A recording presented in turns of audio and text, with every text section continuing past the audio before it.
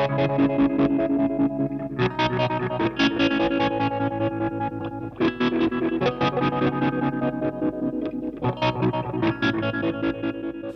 everyone, this is the Rullywow Plexicruise, another PCB donated from Ben from Rullywow.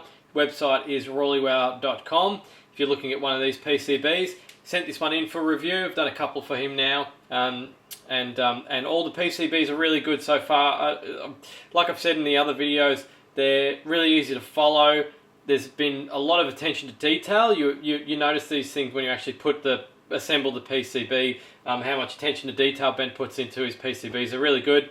Can't recommend them highly enough. They're also spaced really well for the front of the enclosure. Just details like that I really like with his PCBs. So onto the aesthetics first, as I usually do. I'm using some of those plastic knobs that I've mentioned in the past. They're a cheaper alternative to the aluminium knobs. They probably don't look quite as good as the aluminium knobs. I think they're really nice, but these are a nice alternative for a cheaper alternative to the aluminium ones, and they're also quite small like the aluminium ones as well, so they can fit on 1590As and type builds, and you just don't have to worry about spacing with these because they don't take up much more room than the actual nut underneath, so you don't need to worry that they're going to bash into each other. I usually use small knobs for my builds these days for that reason. So there's a bit of an issue going on with this Posca on the front here, something that I've encountered. For some reason this black Posca just doesn't like to stick to powder coat. The other colours don't have an issue. The white's fine, and the blue and some of the other colours that I've used, you can see there's the white word tone there. See a bit better if I move the camera. They don't flake, but the black does for some reason. It must be something in the composition of the paint. It just doesn't stick properly. So as you can see, it's kind of come off, which is a bit of a shame. Kind of looks like the road's been worn, I guess, but it looked much better before that happened. You can see that the black's gone into the epoxy as well. It's come off. So that's really quite disappointing for me because the front of this, I really liked the aesthetics of this pedal before that happened. I still do, but yeah, it's just a bit of a shame that when these things happen, but it's a learning curve, so I'm not going to be using that black Posca again, obviously, to avoid that problem. And also, I've gone down, as you can see, I've gone down the front, down the sides of the pedal, because I figure one of the big advantages of using Posca is that you can do that. You can draw on any side or any face of the pedal, so you might as well take advantage of one of those big pluses for Posca pens. So yeah, I just thought I'd do that, which I thought looked pretty cool as well. So that's pretty much it for the aesthetics. The epoxy again is a hit and miss for me. A couple little dimples up there. Didn't turn out too bad. This one, the top looks pretty flat. Sides are usual sort of drippy, but they're just so difficult to get on smoothly. This one actually didn't turn out too bad. Some of the other ones look really rough on the edges, but this one didn't look too bad, which is good. So let's look on the inside now. I've gone with the usual setup as I've been doing lately with all the wiring down the bottom instead of having the DC jack up the top, which I've been doing for years. Finally adapted to that,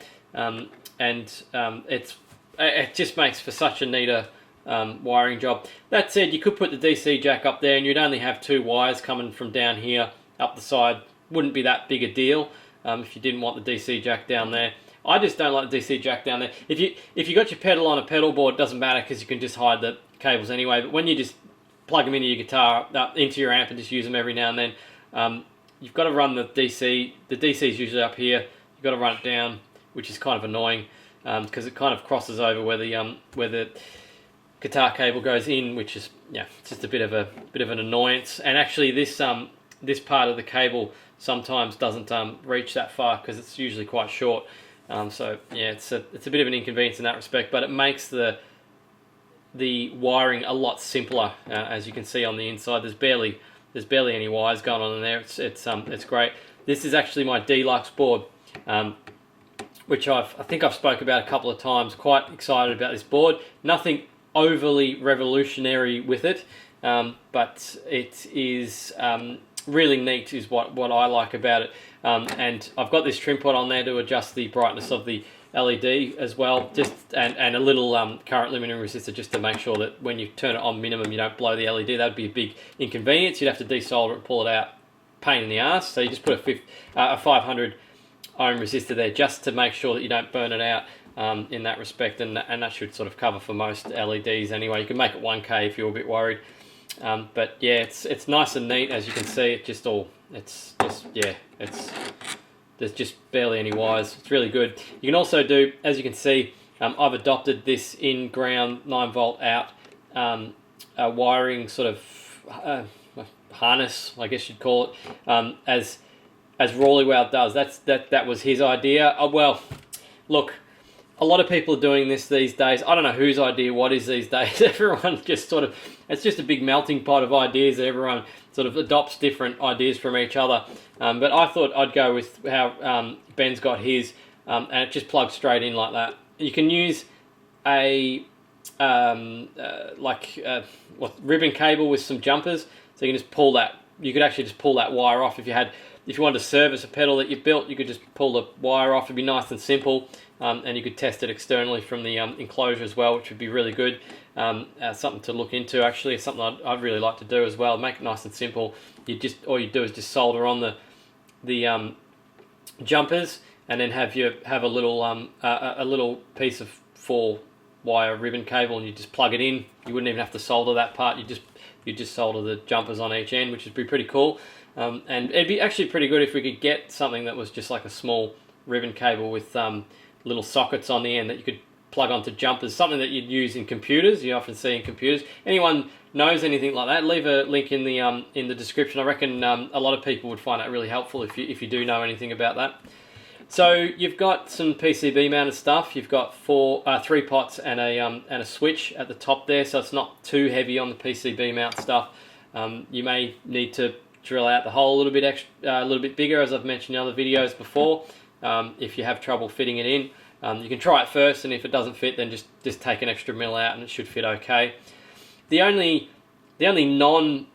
non-novice thing about the build, I mean, it's all pretty easy. There's nothing to overly worry about, and even this isn't that bad. But some people have a little bit of trouble with SMD stuff. As you can see there, I've got one of my JFET PCBs. I've soldered that myself. No magnification. I haven't used any magnification for it. I find it easy. I find it pretty simple. It's a little bit fiddly, but it doesn't. I haven't had any that don't work. They always work. And you know, so, I mean, some people don't like it. I guess if you've got shaky hands, I'm probably of a younger generation, so maybe that's to my advantage. But some people find it can be a bit tricky. I don't use magnification for it. If you do find it tricky, you might want to look into getting some sort of magnification, just like a large desk magnifying glass, which I actually have. I'll show you in a moment. And the PCBs are mine as well, just the JFET PCBs. Most people know this, but I'll mention it anyway. I've got this stuff on my web store. People order these all the time. The J201, the MMBF J201s with the PCBs as the option. You just order it on the web store and then you put them together yourself. I'll show you one actually. So it's just that. So that's simple. You just get the JFET, you solder it onto those to the SMT pads, and then you just get some leftover resistor leads and just whack them in those holes, and you're done pretty much. It's not that hard, but they are small, so you need to be careful with your handling with them because they're just so small. You know, they can sort of, you can flick one off with your tweezers and you'll never find it again. So yeah, that's how to make those, and it's a definitely a better option than buying J201s. Or advertised J201s. In fact, I don't even know if you can get them anymore. They're just so rare, so you may not even have a choice.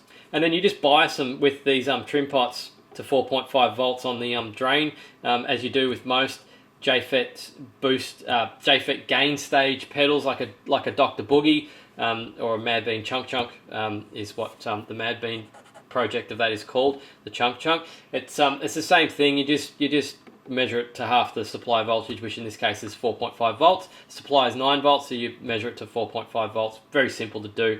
You just turn that trim pot until you get 4.5 volts on the drain. It's very simple. JFET gain pedals, I really like the tone, texture, natural sounding drive, or whatever you want to call it, that JFETs do. I know you may know that it's often said that the JFETs act electronically a bit like a tube, and that's why they sound that way. So yeah, and I agree. There hasn't been a JFET gain pedal that I haven't liked yet. They all sound really good. So that's it, my friends, for the build report for this one. We'll look at the sound demo next, probably be next week's video. Thanks for watching. As always, appreciate the views, likes, subscribes, and all that. You guys are awesome. And yeah, stay tuned for the next video. Thanks for watching.